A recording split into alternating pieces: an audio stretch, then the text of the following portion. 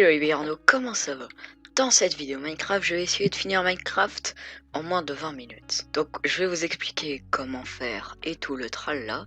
On va essayer de le faire, hein. Donc bonne vidéo. Connaissez-vous le speedrun Minecraft?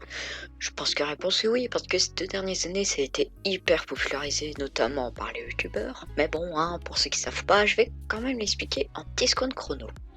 Le speedrun est l'action de finir un jeu de A à Z dans le moins de temps possible. Pour faire ça, les speedrunners développent des techniques de petits foufous pour gagner du temps, et certains même truquent leur jeu. Oui, oui, on te voit, Dream. Et en existant quasiment tous les jeux, mais celui qui nous intéresse, c'est le speedrun Minecraft. Et puis aussi, petite parenthèse, je sais que Fuse a déjà fait une vidéo sur ce sujet, mais j'ai envie de moi aussi speedrun le jeu, du coup voilà, peut-être que c'est un peu plagiat, mais voilà. Premièrement, il faut savoir qu'il existe énormément de catégories de speedrun sur Minecraft, qui sont toutes recensées sur speedrun.com. Je vais pas toutes les citer, mais je vais vous citer les principales, et vont vous permettre de comprendre un peu ce que c'est. Nous avons la catégorie set seeds, où l'on sait déjà exactement l'emplacement de chaque bloc dans le monde, c'est-à-dire l'emplacement du stronghold. Et puis les random seeds, où c'est une map qui nous est totalement inconnue. Aussi, il y a les catégories All Bosses, où l'on doit combattre le Wither, l'Under Dragon et un ancien Guardian. Et puis l'Under Dragon, où on doit juste combattre l'Under Dragon, voilà. Et au final, il y a encore des sous-catégories pour les versions 1.9 et moins. Ensuite 1.9 à 1.15. Et puis en dernier 1.16 et plus. Car selon ces versions, les façons d'avoir du stuff, notamment des Underpearls, sont différentes. Nous allons nous intéresser à la 1.16 et plus.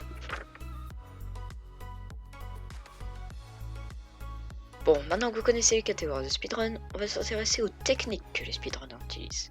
Alors, premièrement, pour faire un bon speedrun, il va nous falloir énormément de choses. Non, je blague. Il va nous falloir du bois, du fer, de la nourriture, des blocs, des lits, des blaze rods et des underpearls, et ces deux derniers vont nous servir à débloquer l'aide.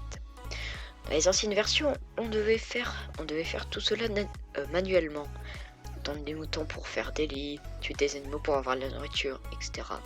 Mais à partir de 1.14, on peut trouver tout ça dans un seul et le même endroit, le village. Alors dans le village, il y a des blocs de blé pour pouvoir se faire du pain, donc la nourriture, c'est bon. Un golem de fer pour avoir du fer, donc le fer, c'est bon. Dans les maisons du villageois, il y a des lits, donc les lits, c'est bon. Et le bois, on le récupère toujours de la même manière, malheureusement. Ensuite, le fer que l'on a récupéré tout à l'heure sur le golem va nous servir à faire un seau et un briquet pour construire un portail du Nether et aller dans le Nether. Pour construire un portail du Nether, on peut s'y prendre de deux façons. Trouver un lac de lave et en construire un, ou bien trouver un portail abandonné et le compléter. Ce qui est bien avec les portails abandonnés, c'est qu'on peut y trouver des blocs d'or, qu'on va transformer en lingots pour faire des échanges avec des plinglins. Mais si vous n'avez pas trouvé de portail abandonné, pas de panique. Vous pouvez trouver des minerais d'or dans le Nether qui, une fois cassés, vous donneront des pépites d'or. Aussi, il vaut mieux jouer en 1.16 points si vous faites en 1.16 et plus, car on a plus de chances d'avoir des underpearls contre de l'or avec les pingling. En 1.16 points, on a 5% de chance d'avoir 4 à 8 underpearls avec un pingling contre un lingot d'or. Alors que dans les versions supérieures à la 1.16 points, le drop des perles ont été nerfés et sont descendus à 2% pour avoir 2 à 6 perles, donc c'est beaucoup moins rentable. Ensuite, pour avoir le bâton de Blaze, rien n'a changé, il faut toujours aller dans les forteresses et tuer des blazes. Une fois les underpearls et les blazes obtenus, il faut sortir du Nether et commencer à trouver le stronghold. Une fois que le portail de l'End est trouvé, il va falloir user de stratégies pour tuer le dragon. Comme casser les cristaux qui redonnent de la vie au dragon est beaucoup trop long, il va falloir le tuer en une action. Là vous vous dites, mais comment c'est possible ce dodo? Eh bien, vous rappelez-vous des lits que l'on a pris dans le village au début? Saviez-vous que les lits explosent dans l'End et dans le Nether quand on dort dedans? Donc nous avons juste à attendre que le dragon vienne se poser au portail au milieu. Et là, on lui explose sa putain de tronche de dragon. Le speedrun est alors fini quand on entre dans le portail et que le message de fin de Minecraft apparaît. Alors moi aussi je vais essayer de speedrun Minecraft en 1.16 points, random seed. Sub 90.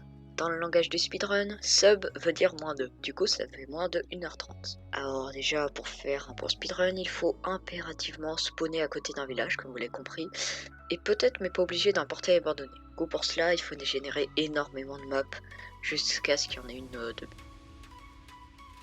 Bon, alors à partir de ce moment-là, j'ai généré énormément de maps.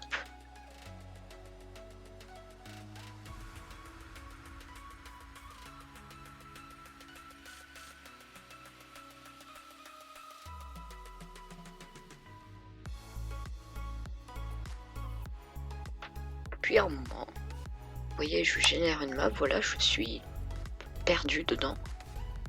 J'explore quand même un peu, hein. Et puis là, paf, un village. C'est magique, du coup voilà, je suis content. Je peux enfin commencer mon speedrun. Du coup je commence en prenant, voilà, du bois. Et là je me dirige vers le village. Voilà et voilà. Mais bon, juste avant, je me fais une petite table de craft pour me faire une petite hache pour un peu défoncer le golem et avoir un peu de fer. Qu'est-ce que tu veux? Bon, du coup, une fois au village, je commence à attaquer le golem. Du coup, j'ai 5 de fer, avec ça, je pourrais me faire un seau et puis autre chose, je sais pas quoi. Puis là, pouf, il y a une forge et ça me ralasse en fer. Du coup, en fer, je suis hyper bien. Et puis maintenant, je pars à la recherche d'un lac de lave. Et là, quelle bonne surprise, un lac de lave. Et oui, je vais pouvoir enfin aller dans le Nether après une dizaine de minutes dans l'Overworld. Là, j'allume et direction le Nether.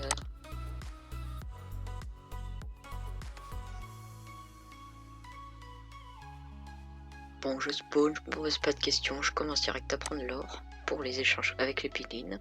Voilà, et puis là, je cherche une forteresse, je regarde, mais malheureusement, il n'y en a pas.